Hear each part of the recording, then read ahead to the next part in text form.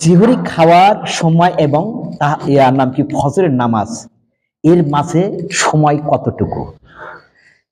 এটা হলো 1921 নম্বর হাদিস বুখারী শরীফের। আন যায়েদ ইবনে সাবিত রাদিয়াল্লাহু তাআলা আনহু قال তাসাহহারনা মা নবী সাল্লাল্লাহু আলাইহি সাল্লাম, আমরা রাসূল সাল্লাল্লাহু আলাইহি সাল্লামের সঙ্গে সিহরি গ্রহণ করলাম। সুম্মা অতঃপর কামা দণ্ডায়মান হলাম ইলা সালাত নামাজের জন্য। কলা কাদ 50 আয়াতান। এমত অবস্থায় জিজ্ঞাসা করা হলো যায়েদ ইবনে সাবিতকে, আপনি তো রাসূল সাল্লাল্লাহু আলাইহি সাল্লামের সঙ্গে সিহরি খাইলেন এবং সালাতে দণ্ডায়মান হলেন, কিন্তু সিহরি খাওয়া এবং দণ্ডায়মান হওয়া অর্থাৎ ফজরের যে আজান দেওয়া এর মাঝখানে সময় কতটুকু ছিল?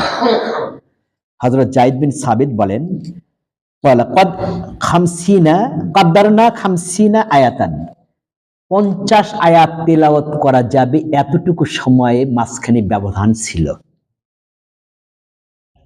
তো একজন ব্যক্তি সহিশুদ্ধভাবে 50 আয়াত যদি তেলাওয়াত করে, দেখা যাবে 5 থেকে 7 মিনিট সময় অটোমেটিক্যালি লাগতেছে। এই সময়ের মধ্যে আপনারা সিহরি গ্রহণও করবেন না বা ফজরে আজানও দেবেন না।